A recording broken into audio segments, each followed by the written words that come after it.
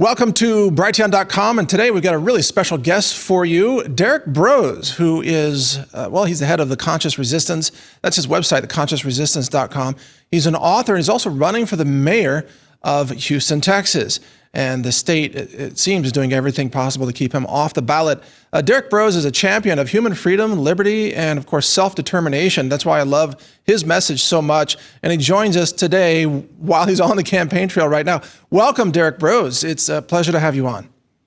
Thank you for having me on, Mike. It's good to speak to you. It's been a while. It has been a while. I interviewed you a few years ago. You've done a lot since then. And, of course, the world has changed dramatically since then. I would say that even more than ever before, your message is critical for the future of humanity. Can you kind of summarize what it is that you stand for and advocate? Sure. I mean, I think that I'm a lover of liberty. I'm a defender of liberty. I've been doing this now, journalism, independent journalism, and activism for about 14 years.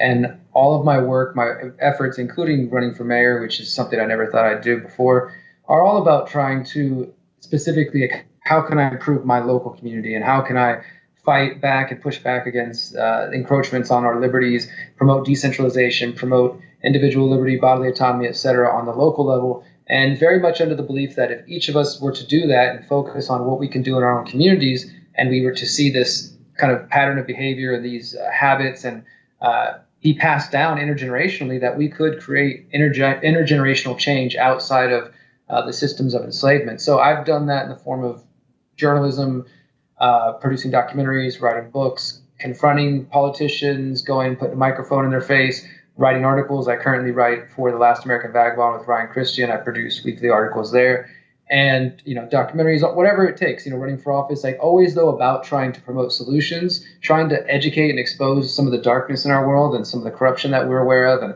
the rising surveillance state. And obviously, so many people have woken up to that in the last couple of years since COVID 1984 began, and that's really the crux of my work. And when it comes to the conscious resistance, for me, I am a spiritual guy. I went to prison at a young age, and I discovered prayer and meditation while I was in prison. It's really what turned my whole life around when I was 20 years old.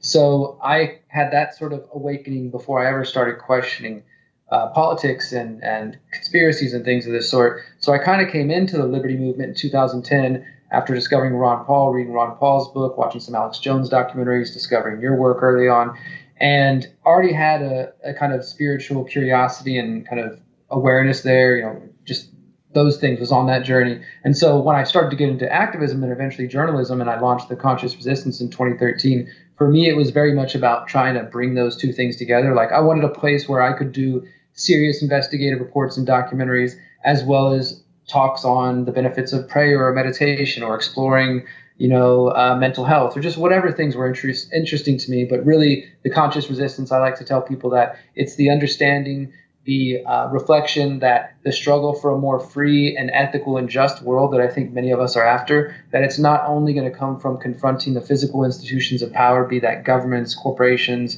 the World Economic Forum, et cetera. That's a part of it. We need to expose them and that corruption and look for solutions in the physical realm. But there's also this internal struggle, what I call the struggle against our own internal tyrant, our doubts, fears, insecurities, and limiting beliefs. And I believe the more we work on that, and whatever ways that may come, I'm not here to ascribe which religion or spiritual path or any of that works for any individual, but I do think there's something to be had there. And when we're doing that, when we're working on our internal world, our healing of our trauma that we've all had to go through as a species through our various lives, and trying to do that in the physical realm by exposing that darkness, I think those two things together, that's what I call the conscious resistance. So my work is kind of always filtered through that lens, doing journalism, trying to promote healthier mental states and healing from trauma, as well as physical health as well. I think it's absolutely important that we take care of our physical bodies and our minds, and that we're capable in all the ways we can be to take this battle on, which is both a physical battle and a spiritual battle.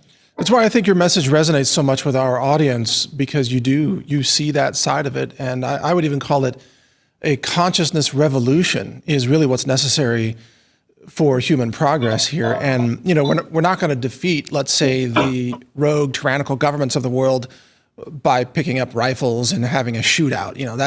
That's not going to work. Instead, we're going to make them obsolete. We're going to make their systems obsolete. We're going to make their money obsolete. We're going to make their power and control and censorship obsolete.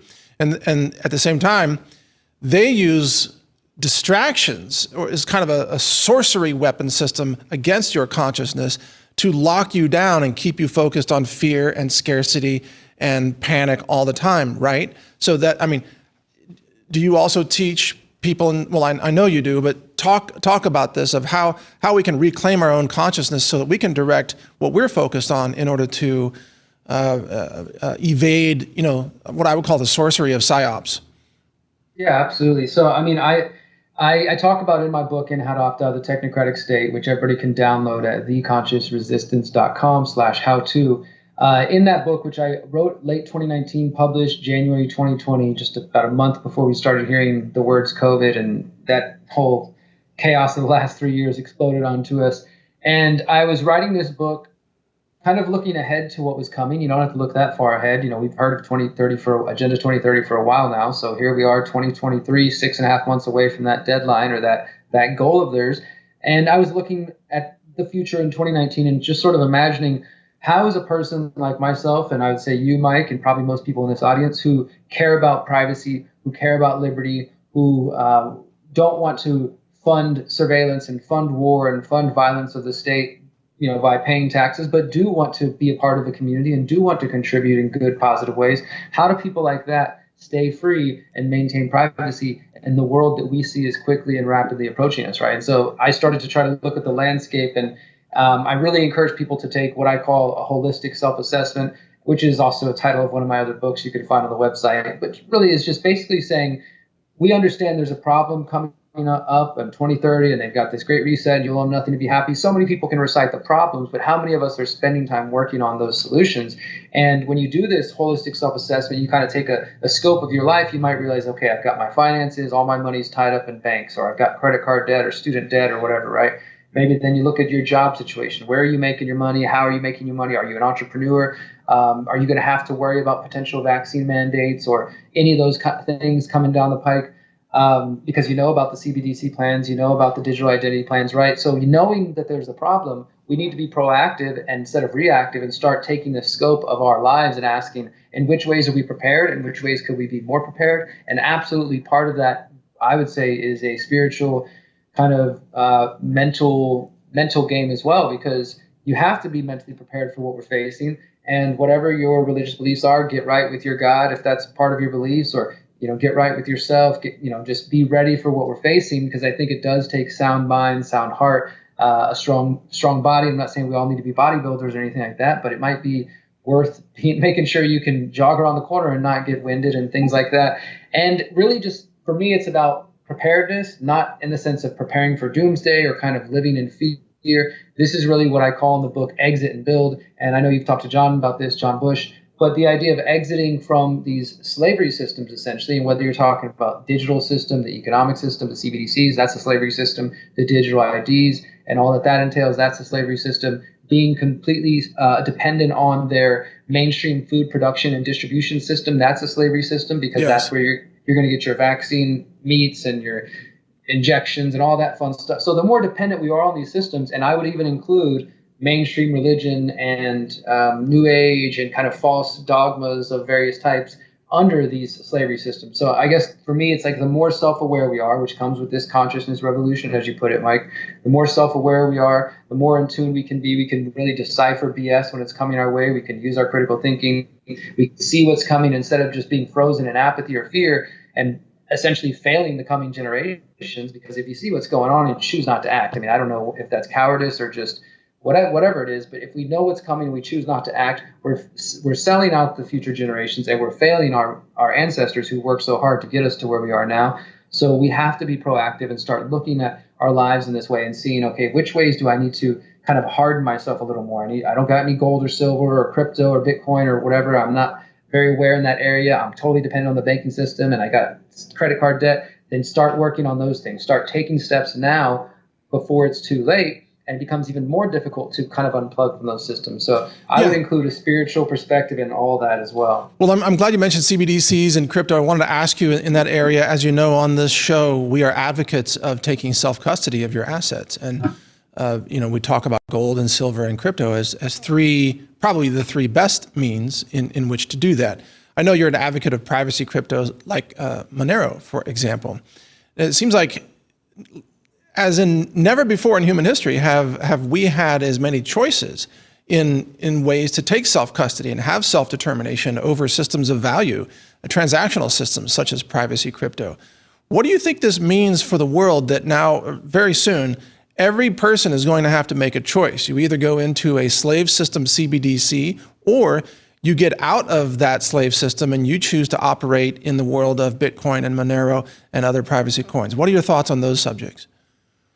I think that it's not only the financial situation where people are going to be faced with these kind of decisions. We're already seeing it. We saw it during COVID-19, get a jab or you can't travel, get a jab or you can't go to work. And some people under the pressure, I'm not here to judge anybody, but some people under the pressure did what they felt like they had to do. Maybe they got the shot. I know family members who were told by their elderly parents who they're afraid, they wouldn't get to see, told by them, you can't come see us again unless you get the jab. And this is a person that loves their parents and wants to see them and hang out with them every weekend. So they were pressured into it, right? People were already kind of feeling the social pressure when it came to COVID-19 and the alleged pandemic. Well, we're going to face even more situations like that. And ultimately, it is going to come down to us. We can make it as complex or as simple as we want it to be. And as simple as it can get is that you are going to have to make, each of us going to have to make decisions about how we relate to technology, digital technology, different forms of technology, be that CBDCs or crypto, or for those who are just think that there's another alternative, maybe just all precious metals or some other method. We're going to have to make those choices soon. And I write this in the book too, that staying free is going to at some point involve breaking the law. Now, that doesn't mean anybody here is a bad person. That's part of the programming of the state, right? They want us to believe that their laws are morality, but we know that the laws have said that, slavery was legal and that all kinds of horrible things were legal according to the state and still are to this day, right? So we know that we should go with what we know is right, what is right with creation and with the creator, as opposed to these immoral laws. But that's what it's going to come down to is, when they say you can't interact anymore without this digital identity,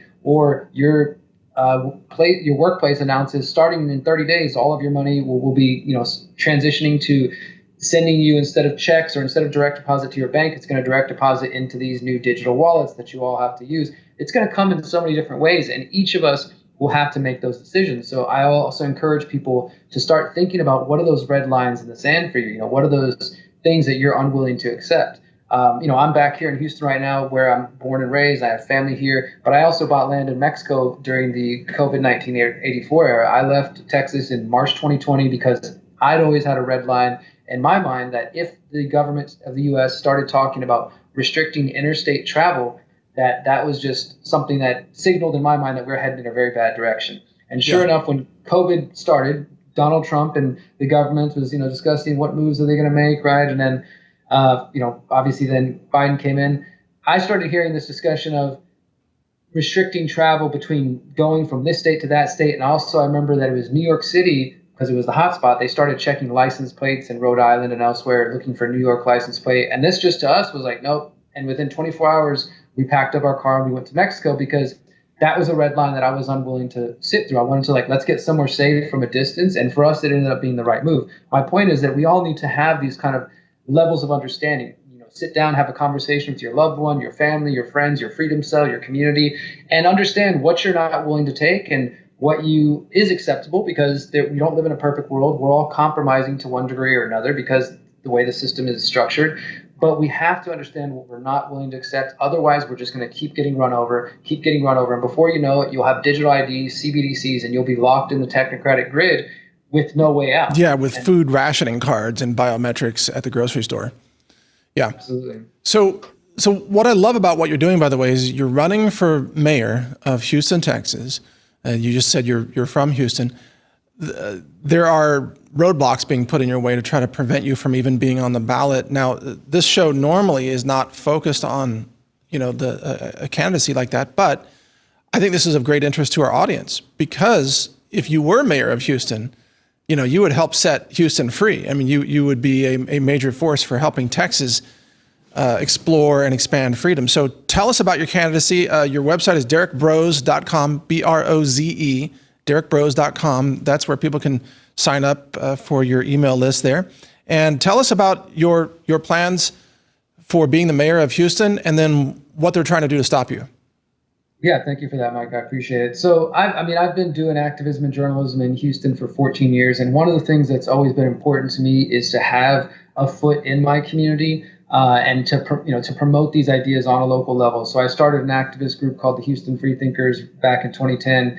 Got involved in a lot of things. We kicked the TSA off the Houston buses. Had a lot of successes from the activist front, and I also had a lot of, brick walls that I ran into. Started to learn how the city government works and started to see the limitations of what I could do as an activist. So then I started approaching it as a journalist, confronting the mayor, the various mayors over the last 10 years out in public events. And then I started getting pushed around by security guards. I started getting banned from events. Same thing. So I've tried it from every avenue that I could think of. And I'm not a political guy, so this, even going for office wasn't on my, wasn't in my tool belt at the time. I was really just focused on what can I do as an activist and as a journalist. But time and time again, I kept realizing that there's this major roadblock. And so for those who don't know local politics across the United States, you typically have two forms of local governments. Mayoral position specifically. You have a strong mayor position or a weak mayor position. And there are some variations between the specifics, but as it sounds, one is stronger, one is weaker. And in Houston, we actually have the strongest mayoral position in the entire United States. The only city that comes close is Denver. And this is because the mayor, he or she gets to set the weekly budget or the weekly agenda. So every city council meeting every week, there's agenda items, and if you call to speak on agenda item C, then you get to speak early because it's an official agenda item. But if you want to call in and speak about fluoride in the water or something like that, which is not on the agenda, you'll get placed at the end, and it'll take you 2, 3, 4 hours to speak. Half the council's gone, the mayor's gone, the rest are just playing on their phone. They give you 2 minutes, ding, time's up. It's a very disheartening experience. I've seen it time and time again. I've done it time and time again. So this is no small thing, being able to set the agenda. This means that the 16 council members that are supposed to represent the 3.5, 4 million people in the Houston area have no power to place items on the agenda. Even if all 16 council members are getting phone calls about, whatever the issue may be, flooding, crime, fluoride, whatever it may be, they can't do anything about it unless the mayor, he or she, says yes. This automatically sets up you scratch my back, I'll scratch yours. Not to mention the mayor also gets to dole out the funds. So the mayor gets to decide which district and which city council member gets what amount of money. So if the council members want to get anything done, like build a park in their district, they need to stay on good terms with the mayor because the mayor can hold that as sort of a bargaining chip if they want. So there's things like that have essentially made the mayor of Houston, that position, a dictatorship, to the point that people like myself and so many Houstonians who've gone up there for a variety of issues are just being ignored. And I think people have given up. And this is why there's only 200,000 registered voters in the city of Houston with, as I said, 3.5 million people. It's less than 10% of the people are electing the mayor. Really? Yeah. That amount of people are electing the mayor of the fourth largest city in the United States, who then goes out and does all kind of international deals. Like, for example, the current mayor, Sylvester Turner, I put this in one of my documentaries a couple of years ago. He was awarded the 5G Champion Award by the wireless industry for making Houston the first 5G spot in the United States. He sits on the board of the Resilient Foundation, actually as the chairman, which is funded by the Rockefeller Foundation. So this is no small position, right? But nobody's paying attention. And I believe part of it is because people who have tried to get involved, make a difference, have given up. They've realized there's no way to make a change because the mayor has this much power. So I say all that to say that is one of the main planks that I'm running on and I'm campaigning on. I ran on this in 2019 when I also ran for mayor, and I was able to stay on the ballot all the way to the end. I didn't win then, but we successfully got this topic into the conversation to the point that after the 2019 election passed, in 2020, a coalition of different activist groups from across the political spectrum came together. They gathered more than 40,000 petition signatures. And now, and this petition they were trying to get passed specifically was doing what I was calling for, to make it that if 3 council members say my people are calling about X, Y, and Z, it automatically gets placed on the agenda, whatever the mayor says, because this is what I was calling for in 2019, to take away the power of the mayor, to decentralize it, give it back to the city council. And then in an ideal world, this would mean they would still have to get actively involved, but people could actively get involved knowing that their council members could actually be responsive. So instead of basically saying our hands are tied, which is what they've always told us. Then if you become mayor, you would actively work to reduce the centralized control power of the mayor position. Exactly. And as a mayor, do you have the power to do that, or does it take the state legislature to alter the laws? It just takes the city charter. So, to wrap up the point I was making there, because, to answer your question, yes, that is exactly what I'm talking about. So the city charter amendment, which they got 40,000 petition signatures, the city has accepted it. Now, they dragged their feet for 2 years because the current mayor, the 5G champion, he didn't want this to be on the ballot while he was still in office, because obviously it would limit his power. But it has now become a topic. Like when I was running in 2019, nobody else was talking about this. I was championing the idea. The other candidates started to repeat this talking point and saying, yeah, the mayor has too much power. Now, when I was at a forum about 2 weeks ago, sitting next to Sheila Jackson Lee and John Whitmire, who are the top two leading candidates who are both 30-year career politicians in the Democratic Party, they're asking us, what do y'all think about the mayor's position? Does the mayor have too much power? This has now become a talk in the debates. And the funny thing is, the other candidates, they'll say, yeah, the mayor does have too much power, but that's why you should elect me, because I know how to use it right. I'll use it correctly. I'm the only one saying, like, elect me to help take that power away. But the cool thing is, I'm telling people, even if you don't like me, that's now going to be on the ballot in November. So in addition to voting for city council and mayor, we just got the name the other day. It's going to be called Proposition A. The people of Houston will be able to vote to amend the city charter to make that change, which it doesn't completely reduce the mayor's power in the ways that I would like, but it definitely does make it so that the mayor is not the only one who can put agenda items on the items on the agenda. Because once you do that, that's the way you get debates. That's where you get resolutions. That's where change happens. If you can't even get on the agenda, you can't get anything done. Right. So that's a key to decentralization of political power in Houston. Then, and you said it's called Proposition A. Yeah, Proposition A. And I don't even know yet if it's supposed to be voting yes or no yet, because they haven't released the language yet. And as anybody who knows politics, they like to be funny with word games too. So I don't want to say vote yes on Prop A. I think that's what it's going to be. But anybody who's curious about that or knows people in the Houston area, follow my campaign website, and I'll be promoting that once we get the details. Okay, excellent. All right. Now, let me ask you this then, because again, this is about decentralized living here on the show. As mayor of Houston, should you win the position, what would you encourage the people of Houston to do in terms of living more decentralized lives? For example, would you encourage community gardening, or maybe a citywide ordinance that means everybody can grow a garden in their front yard no matter what the HOA says, things like that?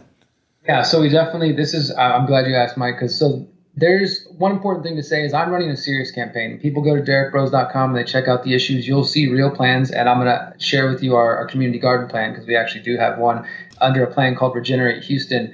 And if you're gonna run for something like this, you can go about this two ways that I've seen. You can be the joke candidate, boot on the hat, vermin supreme, whatever kind of crazy character. I don't know what that proves. That's not the way I'm going about it. You won't be taken seriously. You won't be invited to debates and forums. You won't be invited to TV interviews. I'm going to the local NBC station tomorrow morning to film an interview as well.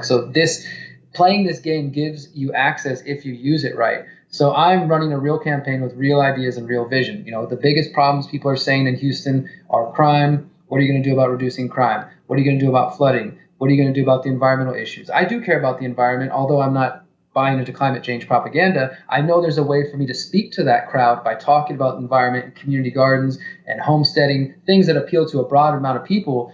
And I might not even be speaking in their language per se, but I'm saying some things that do appeal to them. So under our Regenerate Houston plan, we're focusing on 3 specific areas. As I mentioned, flooding is a big problem in Houston. There's a lot of reasons for that. One of it is because they've never stopped building, so the developers don't care. The real estate developers in the city, they're getting a lot of money from this, and so they keep building. They keep putting more concrete down over the prairie lands, over the grasslands. So that's going to lead to more flooding. So I don't necessarily want to come in and say stop all the building, but if you're going to keep building, then we need to make sure there's more green space as well. You need to try to replenish and replace what's being taken away. So we have a vision we've already identified a number of empty and abandoned lots that are around the city of Houston. There's some parts of the city that they just turn into dumping grounds, or maybe people end up doing drugs in these spaces. They're abandoned lots, and many of them are owned by the city. And the city's probably waiting to get a good chunk of money for them. But we have this idea of identifying those lots in different neighborhoods around Houston. And what the mayor can control is the permitting process. So, for example, I could say, hey, to neighborhood, this neighborhood over here on the west side of town, we've identified 10 abandoned fields in your neighborhood, we're willing to permit those to you for $1 each, something like that, right? And these could be used for community gardening, urban farms, because I've been involved in a lot of urban farming here in the city, and for years we had an amazing urban farm growing moringa and papaya and greens and all kinds of good, clean organic food in one of the poorest neighborhoods of Houston that never had that at all, none of those options. So food deserts is an issue here in Houston, so we want to address that. But again, my plan isn't saying let's tax everybody and make this happen. It would still be dependent on the neighbors and people taking advantage and stepping up and saying, we want to participate in that program. And, we also, talking about water quality under this environmental plan, we want to get rid of the fluoride contract in Houston, which is costing $1 million a year for taxpayers. You know all about the problems of fluoride. So the idea would be abandoning that contract, just ending that contract. And then we had an idea, because again, I don't want to speak for the people. I would like it in an ideal world to say, okay, here's $1 million a year being used on fluoride. We're going to end that. Let's let the people of Houston decide. Do you want a $5 check in the mail? Because we'll send out whatever that breaks out to everybody. Or let's take that $1 million that's already being used and repurpose that under the Regenerate Houston plan and create non-GMO seed distribution programs to those neighborhoods that are coming into our community gardening program and our urban farming program. And along with that, I've been working with a number of different groups locally here in the city that really are doing some cool ideas, some working with the city and some doing it privately, just planting more native plants along the bayous and waterways, which helps with flooding and erosion. But also you could plant more industrial hemp around certain areas because it's now legal in Texas, and it absorbs a lot of water. It can help with flooding as well as helping the soil and remediating the soil. And I'm really going to lean on my permaculture background. I mean, I know a lot of people that if I did happen to become mayor or even was an advisor to some program like this, we have people that we could call up ready today and say, hey, come to Houston and help us redesign the bayous and the waterways or add to what's already there. And so I mean, I want to tackle these ideas and again, speak to an audience that cares about these things and do it in a real way. Because right now, if anybody knows anything about Houston is a big oil city. So every time the city is doing any kind of event like 4th of July, Freedom Over Texas, brought to you by Shell and Exxon, which goes back to Rockefeller money and same old people we've been dealing with forever. And to me, this is just part of that faux greenwashing movement. Like they present themselves like they're fighting climate change and the city goes along with it, but then real solutions that are available are just completely ignored or discouraged. Yeah, exactly. It's an interesting, a delicate balance too, because the oil industry does run a lot of what's going on in Houston, a lot of influence. But at the same time, as you said, the climate change agenda or narrative is rooted in a lot of falsehoods. Carbon dioxide, for example, is necessary for photosynthesis in order to grow food all over the world, or to have forests, or to have grasslands. You've got to have carbon dioxide in the air. So carbon dioxide is not the enemy. But there is real pollution happening. There's heavy metals pollution, pesticide pollution, pharmaceutical runoff, and biosludge pollution, which is also happening in Houston, where they take all the sewage from the city of Houston and they go dump it on the farms in the surrounding areas. I did a documentary on that called Biosludged. So there are real environmental problems. It's just that CO2 is not the problem that they claim it is, but there are other very real problems. You mentioned pesticides. I mean, there's no reason that I don't even think it would take a legal effort, but there's no reason a mayor couldn't come in and just change policy to say, hey, we're no longer using pesticides on all city lands and things like that. Because again, the current mayor during COVID, he didn't have much legal power because the state stepped in, as you know, and sort of Abbott did some job, limiting the state a little bit. Obviously, he pushed a mask order. But on the local level in Houston, this current mayor, as he called it, necessary civil disobedience to push back against the state, preventing us from fighting COVID. So he mandated the shots for all City of Houston employees. Oh my! Which when I thought about that first, it was like, okay, people who work at City Hall. But when you really think about city employees, that's people who work at the airports, people who are construction workers, City of Houston employees. So people all over the city, thousands of employees. There's no record keeping of if anybody was injured or if anybody quit or fired. But my point is, in that case, he exercised the little bit of power he could. And in that same way, I would like to do some things. But most of my goal is to,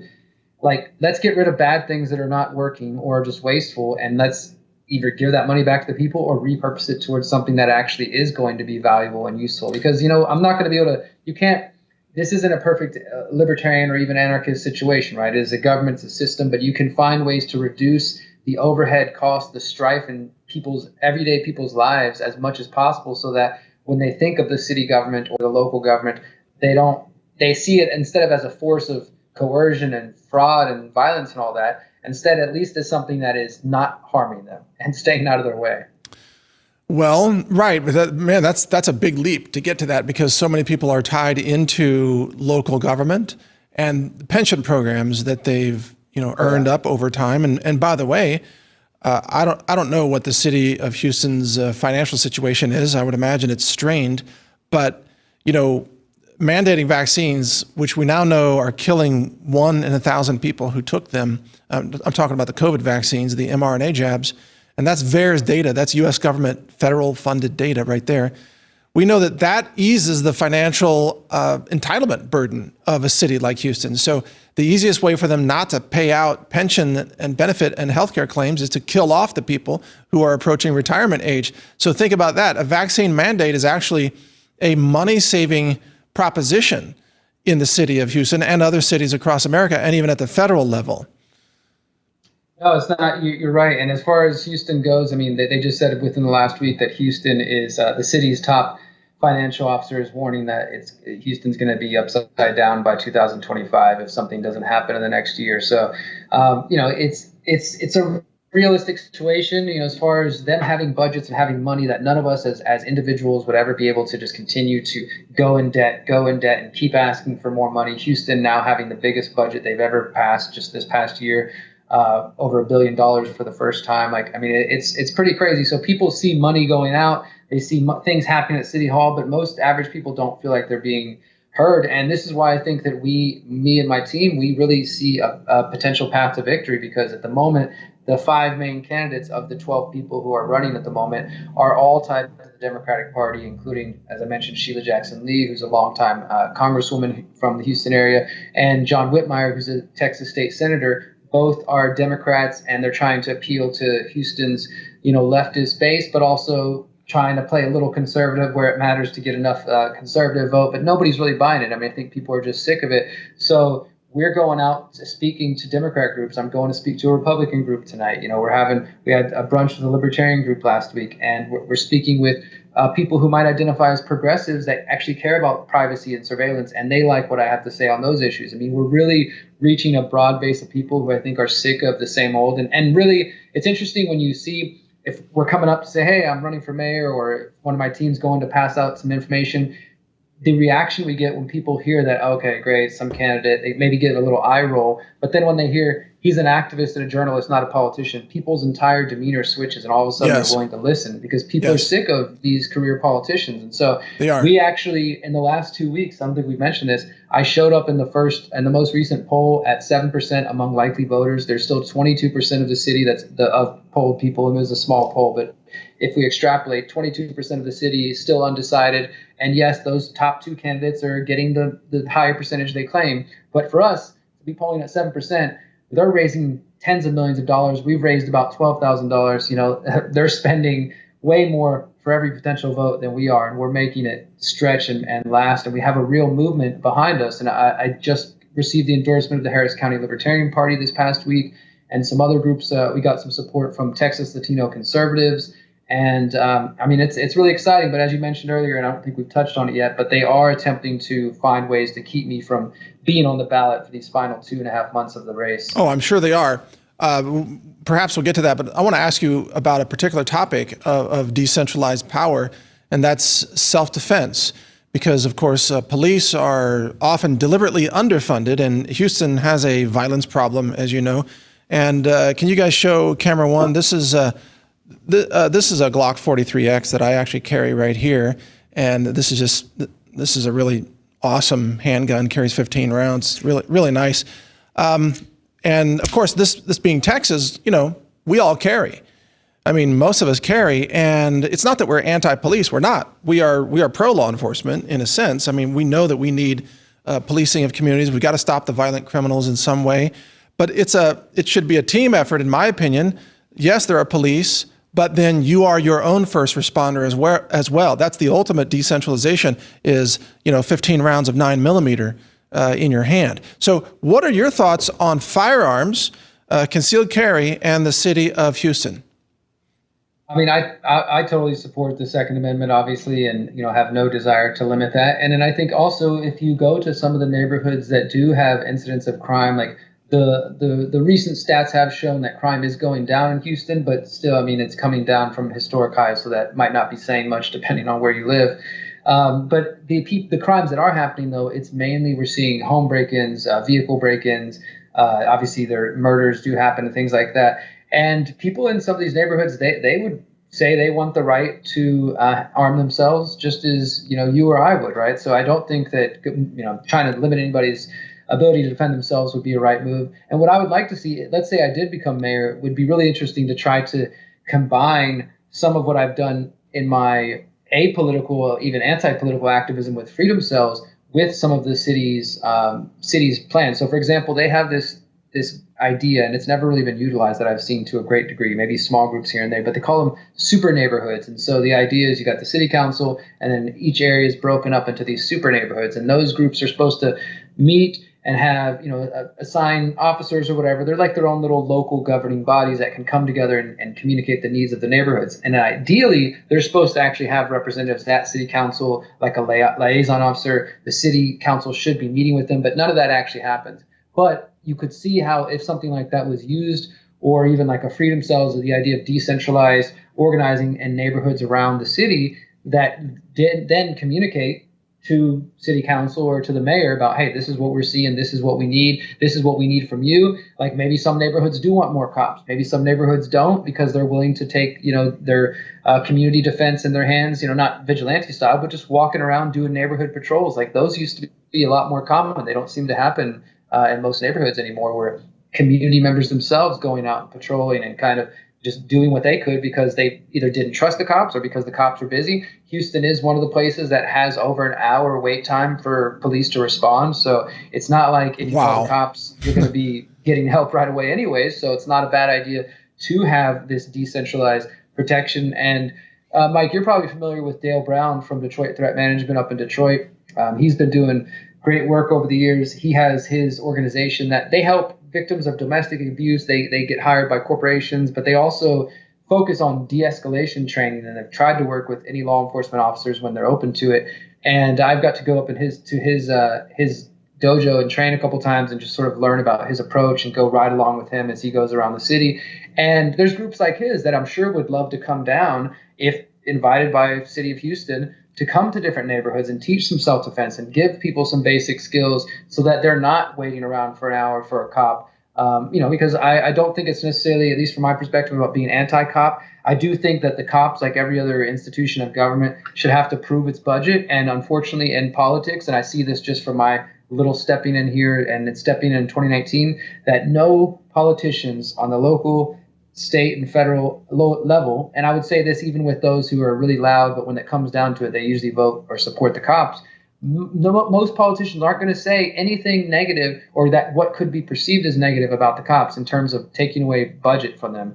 But for example, there's a local group right now that's speaking out a lot about surveillance, some of the same issues I've been talking about, and they've been suggesting that HPD should have to put a freeze on its budget for up to a year so that there could be an audit and a real review of it, because that $1 billion budget that Houston just passed, 70% of it was the police. So they're getting massive amounts of money. And, it's always like, we need more money, right? And so if the things they are trying don't work, well, then they say, well, we need more money to do better. If the things they do seem to work, well, it's like, we need more money because it's working, right? Right. And so most politicians are just afraid to even say, like, hey, maybe we should talk about the budget, or maybe, and it doesn't have to be like you're anti-cop just by expecting an institution that owes, responsibility to the people to approve its budget. Let me ask you a bigger question, though. It kind of segues into that. You want to be mayor of Houston. Houston, like many American cities, is, and this is my opinion, perhaps not yours, but the very structure of the city is becoming obsolete. It's a dying structure in the sense that after COVID, everybody began working remotely. We now have commercial real estate collapsing in most cities around the country. To some extent in Houston, not as much as other places, because Texas itself is still a desirable destination. So Houston may fare, much better than other cities. But I've always said cities are artificial constructs where you have to have these inputs of food, water, fuel, electricity, and then the outputs are biosludge and pollution and landfill. Of course, there's also outputs of ideas and productivity and products, manufacturing and so on. I'm not discounting that. But the very structure of a city no longer serves the purpose or the critical need that it once did in society. A lot of things can happen without people having to be so densely populated, in close proximity. So what are your thoughts about that? As I know maybe you probably never got this question about the city, but. Well, I tend to agree with what you're saying there. I mean, I might even question whether or not the city and what we call society really ever served the purpose. Obviously it's gotten us to where we are, but there's been a lot of destruction along the way. So I definitely understand where you're coming from with that. And, I don't see myself, I love the city. Honestly, I love living in the city, but I also bought land in Mexico. The place I can is the suburbs. I love being either in the city, deep in the city, in the heart of it, involved, like where I can go to music and get involved with culture and all this stuff and try to get involved with activism, or put me far out of the city, like in the countryside. That's kind of my base. So this is really like, obviously if I was to win, I would stay here and do what is necessary. But as much as I love the city, I also know what's coming and what's right here. Smart cities. Houston was one of the first places to get 5G. The mayor has a smart city council. Like, I see what's coming. I'm trying to make my effort to give the hometown, the city that I've really grown up in, where I have family and friends that live all around the city that I love and care about, one more strong effort to say, like, what can I do to get on TV, to get on, radio and newspaper, to get on the debate stage, to inject these ideas and to talk about things like COVID and Agenda 2030 and stuff, because this is how it happens. It happens on the local level. You might hear about the UN World Economic Forum, but then it starts in your neighborhood planning commission, where they start talking about ways to limit vehicles on, certain days of the week or whatever. Like, this is where it really happens down on the local level. So for me, it's not so much that I think the cities are worth saving per se, and I do think you're right that that there's a lot of major shifts happening, and I don't see long-term freedom happening here. Like, I couldn't imagine what things were going to be like in 2019 to now, and then COVID and everything else happened. I can't even imagine what things will be like in the next election in 2027 here in Houston, but I don't think I'll be around to see it unless I happen to be mayor. But beyond that, I'm doing what I can to spread this message and spread these ideas. And I'm very much continuing on my path of building my community in Mexico and trying to encourage family and friends to get it further out of the cities as quick as they can. Wow. Yeah. I think for cities to survive, they're going to have to reinvent their core purpose. What advantages do they bring to people? And every city in America, I think, is going to be reeling from the debt collapse that's coming. And the commercial real estate collapse I already mentioned, but the debt collapse, food supply chain disruptions we're going to see famine in the cities, I believe. And of course, that's going to just be exacerbated with violence and addiction, crime, homelessness, people losing their homes and so on. If you are the mayor of Houston, you've taken on a big burden. That's for sure. I mean, the city would benefit from you, no doubt, but man, that's one heck of a job to take on. But nevertheless, we wish you the best success in your campaign, Derrick. Yeah, I appreciate it, Mike, and I appreciate you giving me some time to share about these ideas. I guess if I had any kind of closing message, it would just be, I'm not running for office to encourage anybody to believe that going within is going to save us, or the idea that, change the system within. It's kind of the exact opposite of what I personally believe. In fact, I've been trying to thread this needle very carefully to inspire and motivate people, but not necessarily to give anybody hope in this dying system. And frankly, I think it needs to die. I think it needs to collapse, because something better that we create will replace it. I am trying to reach as many people as possible. I've tried and continue to and will continue to try with documentaries, with books, with articles, with public speaking, with interviews, etc. And running for mayor of Houston is just one more avenue to do that. As I mentioned, I'll be on local TV tomorrow, airing this weekend. It opens up certain doors for me. So whatever you're out there doing, and whether it's making memes, doing podcasts, or talking to your friends and family, or putting up posters in your neighborhood, I think all of us need to consider what tools we have at our disposal and what strengths we're bringing to the table. And for me, that's my voice, that's my mind. So I'm trying to use it the best I can. I encourage you to use the tools you have at your disposal at this really crucial moment. I completely agree, Derek, and I want to thank you for taking the time here. And you said something really critical, that the current system will die. And I think what you mean by that is, the system of fake counterfeit fiat currency, a debt-based economies, Absolutely. the concentration of power in the hands of the few, the corruption, the rigging of everything. Yeah, that system actually does need to die, and it will die because it is a death-based system. Instead, what we're going to build on the other side, people like you and I and all those watching this, we're going to build a new system, folks. It's going to be a system based in human dignity. It's going to be based in decentralized food, decentralized medicine, the sanctity of human knowledge rather than the suppression of speech. So, and Derek, I know you're going to play a big role in whatever that next system is. And so I just look forward to seeing what you do. And I appreciate your passion and your courage every single day. Thank you so much. I look forward to being on this journey with you and so many others. Okay. All right. Take care, Derek. That was Derrick Broze, everybody. The website, of course, for his campaign is derrickbroze.com, B-R-O-Z-E. And then if you want to go to his main site, the Conscious Resistance Network, that is theconsciousresistance.com. And if you add a /how-to on the end of that, you can get one of his books about how to exit the tyrannical system of control. Thank you for watching today. I'm Mike Adams here of Brighteon.com, and we are all about teaching people self-reliance and also how to live more free with more abundance, health, wealth, wisdom, joy, the things that matter when you're human. And since I hope all of you watching this are human, then we're going to share that future for humanity together. Thank you for watching. Take care, everybody. Mike Adams for Brighteon.com. But anyway, Satellite Phone Store is our sponsor for today, SAT123.com. And that decentralizes you from the cell towers and the power grid. So this is more decentralized than the cell tower system. But of course, it's not completely decentralized because it goes through the satellites. Todd, you going to launch your satellite soon?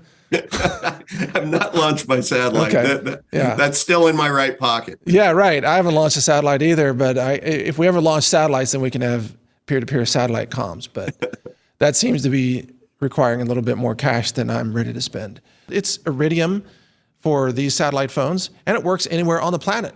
Oceans, deserts, anywhere that you could possibly be except underwater in a poorly designed submarine. Don't do that. It turns out that's a bad idea. The Bivy stick here does two-way satellite texting. So that can save you in you have a hurricane, you're in Florida, you could have hurricanes there, Todd, and you need to be able to text your other friends and family members like, I'm okay, the food forest survived. You could use the Bivy stick for that. That's right. So you can't avoid all centralization in communications, but you can get a satellite phone. Anyway, we thank our sponsor there, SAT123.com.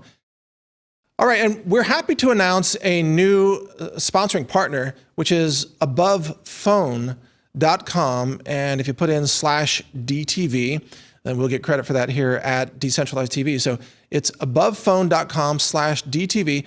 Above Phone is a de-Googled phone provider that has an ecosystem of applications that are fantastic. This is a way to have a mobile device. It works, of course, with Wi-Fi and Bluetooth and everything. And you can put a data SIM card in it, and so you can get your bandwidth from the cell towers if you want. And you can also buy those SIM cards from Above Phone using Monero, by the way. So you can have privacy crypto to purchase the SIM cards, so there's nothing that ties you to the phone or the data or the cell towers. How cool is that, Todd? Wow. I mean, we finally found a provider. That's amazing. That's amazing. So this is just kind of a junior varsity question here.